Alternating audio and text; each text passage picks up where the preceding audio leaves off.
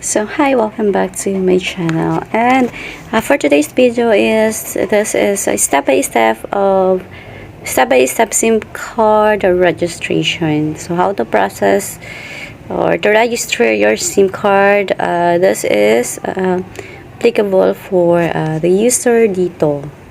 User dito, baliktad. Dito user. Okay, so if you are user dito user, this is para sa'yo. And then, anyway, so I'm a dito user din. So, medyo nahasal ako ng konti lang. Konti lang naman, nahasal ako ng konti lang. So, hindi siya katulad ng ibang SIM card na in 3 minutes nga ata magagawa mo in 2 minutes. Ito, so, you need to register your SIM card first.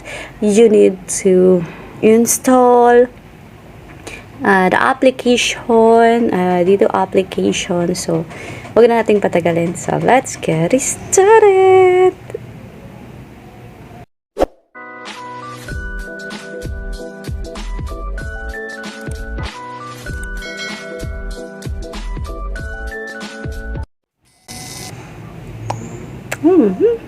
Ayan. So, start na natin. Okay. So, ayan. Click natin ang dito.ph register dito. So, ayan. Dito.ph and then register dito.ph register and then dito. So, anyway. So, kahit ano namang ilagay mo dyan dito.register.ph. Basta register. So, mag-click siya. Maglalagay talaga siya ng register your SIM card. Na-try ko na kasi ganun yung ginawa ko. And then, ayan, register your SIM card now. So, check muna natin how to register your SIM card first before we proceed. And then, get up. As you can see, meron kang get SIM dito sa baba. So, ako is wala pa akong application. It's because other phone yung gamit ko. So, nandun siya sa isa kong phone. So, install muna tayo.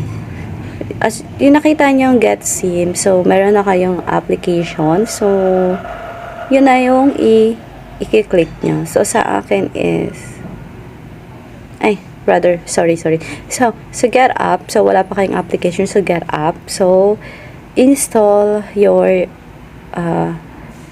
dito application. So, as you can see, nakikita nyo. So, nag-i-install ako nandito kasi dito, SIM. So, ang ganip na yung pronounce. Dito. So, let's get it started natin. Ayan. So, click ko yung started. So, allow muna tayo. Allow, kasi bago lang ating install lang natin. So, naglalagay talaga siya ng allow. Ayan. So, click natin. So, meron ka ng account. Ayan na yung account mo. Sign in with your dito SIM.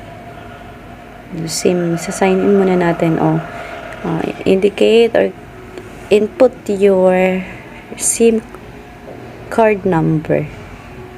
Ayan.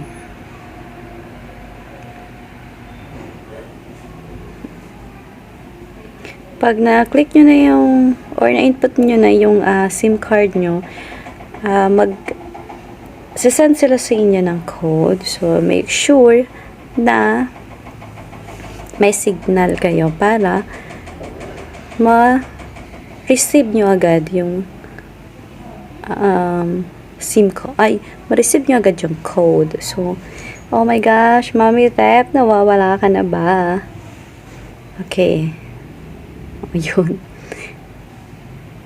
Ito na agad yung aking na-blurred lang siya. Kung nakita niyo yung block na yon, so siya doon nag-send. Okay. So, kung hindi nyo na-receive, resend lang kayo. Ayan, may nakikita na naman kayong extra resend code. And then, create a password. Mag-create kayo ng password, ha? Ayan, create ako ng password. Your password has been successfully modified. So, your password. So, meron ka ng password. Okay, so don't forget your password. Username, 3115. Parang nakalimutan ko yung aking password. Ayan, so nagkiklik na kayo na inyong password. Sign in na natin. Yung password nyo, huwag nyo kalimutan, sign in. So, meron ka ng account. Okay, ayan, so yun din for natin. I confirm that I have read. Okay, I'll go read the recent communication for personalized offers. Yan. Click nyo lang yan lahat. And also Make sure na nabasa nyo yan. And then proceed. Okay, ayan na po. Yan, meron na kayo. So, ano ko na yung aking SIM ko. My account. Ayan na yung So, your low balance. So, wala tayong load.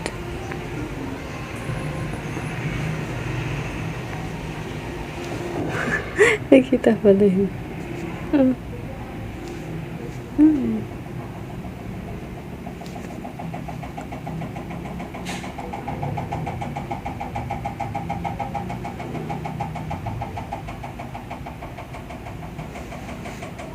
Okay, dito SIM card registration na tayo. Oh, ay da. Dito rin, sa katulad din sa Globe. So, input your oh my gosh, your number. Input your ano rin ha, your number, your personal identification. Yung tungkol sa'yo, saan ka rin nakatira, your address, your full name, your birthday, your province, date of birth. ganyan din, and then date of birth. So, ayan. Ano to?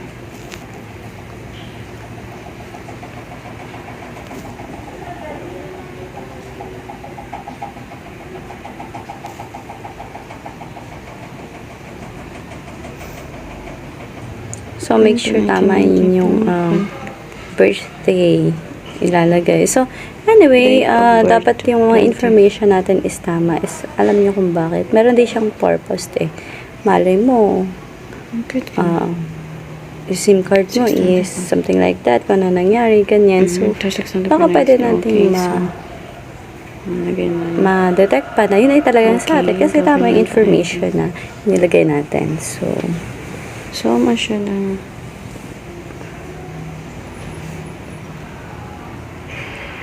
Ayan. Okay. Indicate your ID. Ano bang ID ang inyong in-input dyan? So, sa akin in-input ko ay UMID. UMID ang aking in-input. So, after mo ma-input kung anong ID yung inyong napiling ilagay, so, i-indicate nyo rin yung inyong number ID. ID number. Sorry. ID number. And then,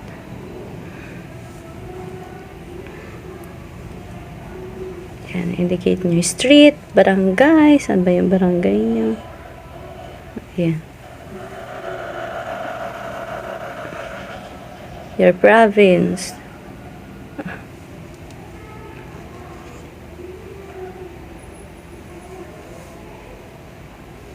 Okay, take a photo na. Katulad din siya sa Globe, so you need to upload your ID and then mag-selfie din. So, para-pareho lang siya. Dito nga lang sa dito SIM, you need to install the application nila.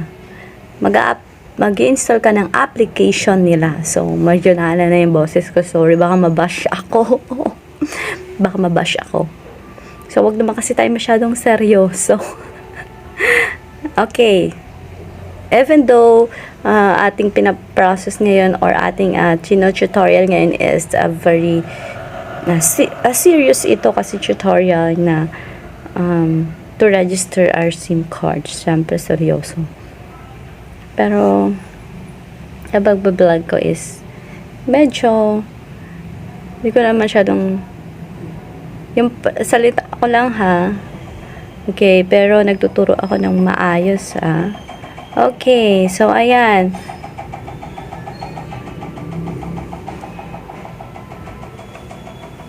Nag-send na yung ating sa dito SIM, yung code. Ayan, sisend niya yan yung code. And then, input nyo yung code na kanilang isenend.